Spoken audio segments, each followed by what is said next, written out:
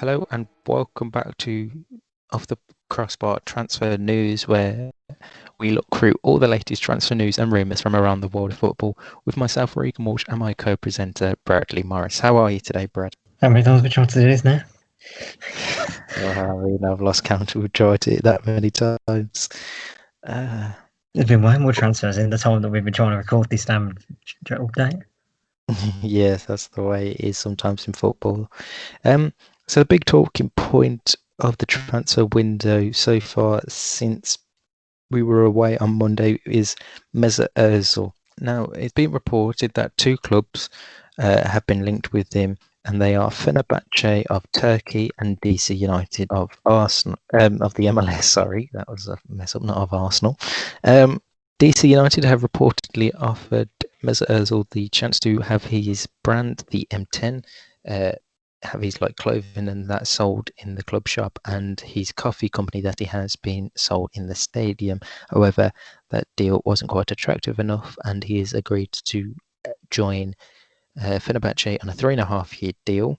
According to reports, Arsenal will pay his £350,000 for the remainder of this season, before taking a cut next season, where he will be paid somewhere in the region of £63,000 to £85,000, which is the reports. So Ozil looks like he's finally getting his way out of the Emirates Stadium, and it's a good thing for all parties concerned, you'd have to say. Absolutely, it is a long time in coming, this transfer move. I mean, for me, it was one of them where I think he should have left maybe 2 years ago, because he hasn't really done much over the last 2 years or so at Arsenal. And for me, it would have made more sense for him personally as a career to move on and look elsewhere. Fenerbahce are definitely getting a good deal out of this, if they can get some good Ozil form over the next 2 or so years. But they're not getting a coffee store. No. There was reports that he's going to be living next to, I don't know whether it was the manager or someone else, a part of the club, or the president of Turkey. I did see some reports regarding that, but I don't know how true that is. Why would he want that? I have no idea. Speaking on the deal, Fenerbahce's manager Erol Bulut says it will become clearer in the coming days regarding the potential signing of Mesut Ozil.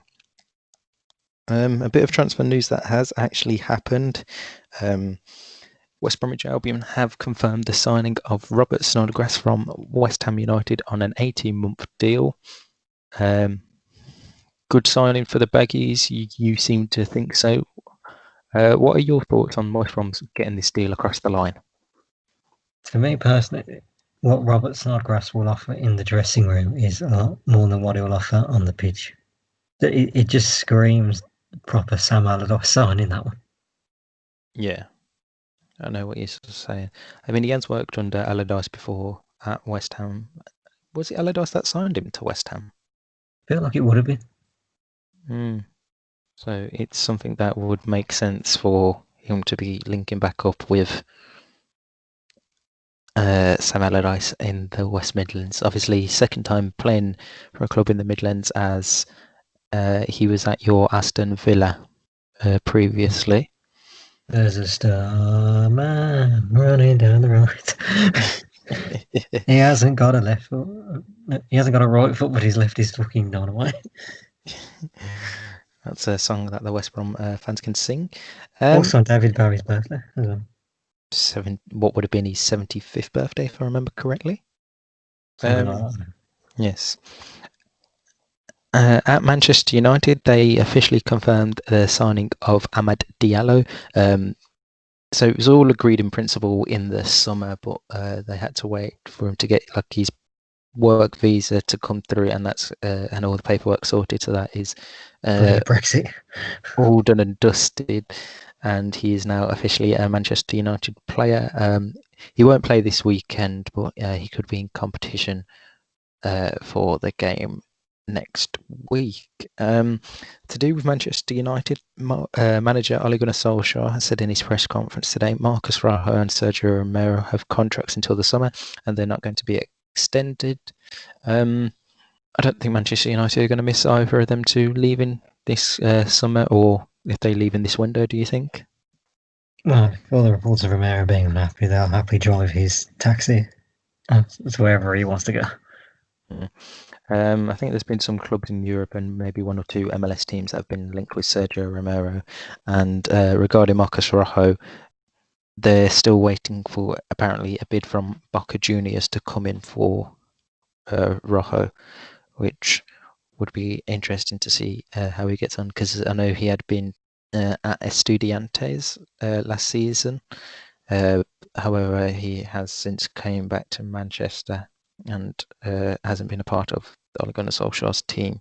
Elsewhere, Newcastle manager Steve Bruce is trying to sign a trio of Manchester United players, 20-year-old Brandon Williams and 28-year-olds Phil Jones and Jesse Lingard, all on loan at the club. They do just scream Steve Bruce signings, don't they? Do you want to drive him there? Drive them there. I'd run them there on my back if I didn't have That wouldn't be very COVID safe, would it? You're in a car, it's not going to be COVID safe, is it? It's still going to be right next to him. Exactly, so it's not going to make any difference. And you know what Phil Jones is like? I'll just get a horse and carriage. They can be in the carriage and I'll be the horse rider. But yeah, for me, Brandon Williams going out on loan does seem quite inevitable. Ralph Hasenhüttl's Southampton side have been linked with a move for the young Englishman as well. And with Alex Telles coming in over the summer and Luke Shaw coming back to some form recently, it's going to be hard for Williams to find game time this season. So I think a loan move would do him good. But Jones and Lingard, I think many Manchester United fans would rather see them leave permanently this window or in the summer rather than on loan deals. Yeah. In terms of Brandon Williams, it's good for his development. As you said, but Newcastle's probably right at the bottom of the list of clubs you'd want him at. 100%. For me, it doesn't. I don't think it would suit him well. That at Newcastle, he'll come back and he'll have been turned into a left midfielder. And I feel like Southampton under Hasenhüttl would work really well. I don't know what your thoughts on that would be if he went to Southampton. If Southampton were genuinely interested, that would be the perfect move for him. Yeah. A bit of transfer news also that was confirmed today, and that is to do with Eredivisie side Ajax, who have completed the signing of Sebastian Haller from West Ham United for a fee of €22.5 million. It's a bit of a crazy situation, that whole deal, considering only 18 months ago he was signed by the Hammers for about 45 million, and now a year and a half later they're losing 20 million on the deal. Golden Sullivan strike again. I mean, they've had their pants pulled down massively. Yeah, it's ridiculous if you ask me. They're not even earning anything from this.